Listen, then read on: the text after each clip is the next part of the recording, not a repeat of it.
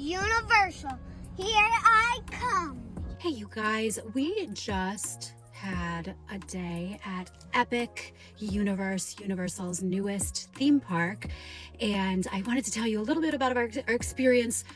I'm going to tell you how we did our day, which I think was really great, and our top 3 thumbs up and our top 3 thumbs down about this park. So we are 2 adults and a 5-year-old, and I do have to say we really did have a great day. Each land is very immersive. You can't see the land until you go through the tunnel and you've arrived in that land. So we started our day in Paris, get a quick croissant and coffees, and they do not really offer that service. You kind of have to do a sit down lunch service when you get there. We were there around 11:30 and we had to sit down and do a meal service. But that will be one of my thumbs up moments, actually. So we got breakfast, lunch, brunch. Then we did the Cirque show, which is the Cirque du Arcan, I think it's called. Surprisingly, I was expecting this to be Harry Potter, and it's actually Fantastic Beasts. It was really beautiful. I enjoyed it. You know, I come from a theater background, so anytime there's a show, I like to get my little guy there. And it was really well done, and it inspired us to we've not watched the movie, maybe watch the movie. So from there, our little guy was so pumped to go to Nintendo World. So we walked over to Nintendo World. Here's where one of our thumbs down comes in. You really almost have to buy every child going their watch or wristband for Nintendo Land, because it's $50 and they can't engage with the games like the video game. It makes that sad loser sound, which there were kids that didn't have wristbands, and it was kind of like not as fun for them, maybe. Or maybe that's just me. I don't know. But he got the band. We did that. We did Donkey Kong. Here's where we did our first ride, which was Yoshi, the Yoshi ride there. This is definitely a kiddie ride, but one of the things that I think this park does a good job with is it warmed him up for doing rides, which he doesn't always want to do rides. So we did that. My husband left for a couple hours to go check on the dog.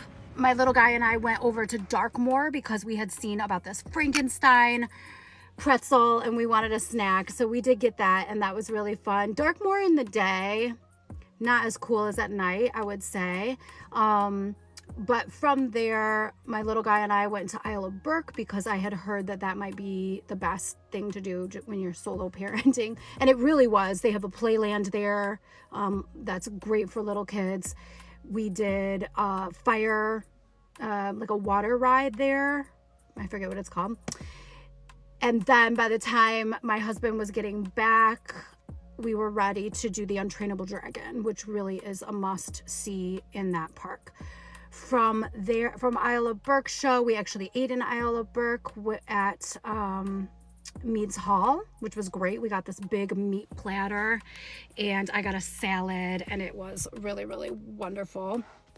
Don't think we're too healthy because that did come with a big pile of fries that my husband actually ordered extra fries, but the food was very good.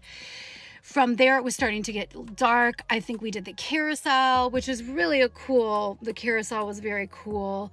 And then we wanted to go back to Darkmoor. My husband and I did the parent swap for the Frankenstein. And I think this park does a very good job with how the parent swap is structured. We've done it in other lands, and you kind of have to come back out of the ride, which just takes a long time.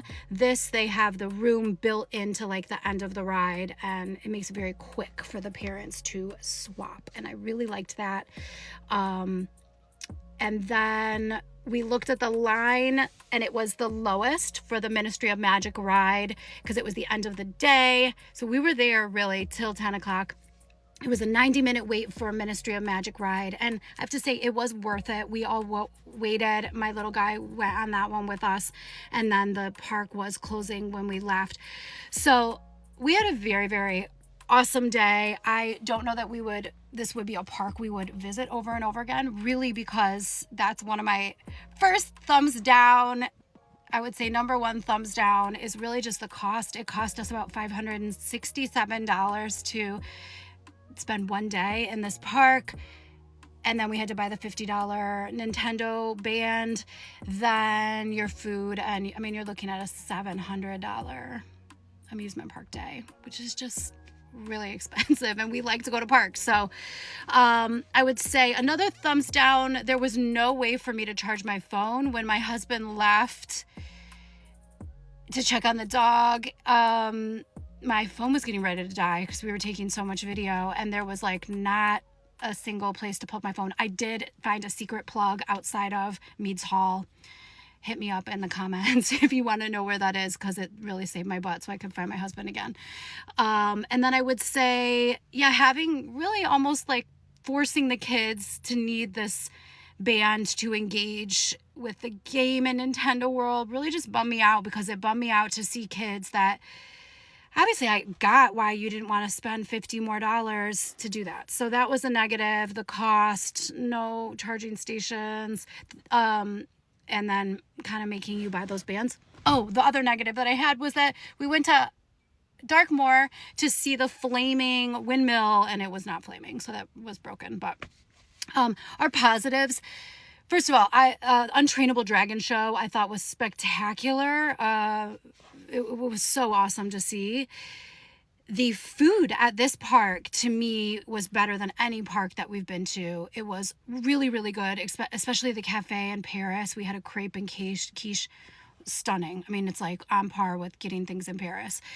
And then the other positive, just how I loved how it was a secret almost until you got into the worlds.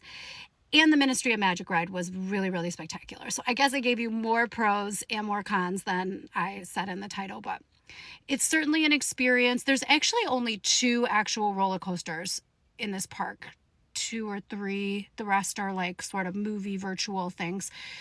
So this is not a big park for a roller coaster. So it was actually for 2 parents and a 5-year-old. This was a great park if you have little kids. I felt like it was really a beautiful day for us. Just the cost to be there is, like they say in the name, it's pretty epic. Anyway, let me know what your experience was like. All right, have a good day.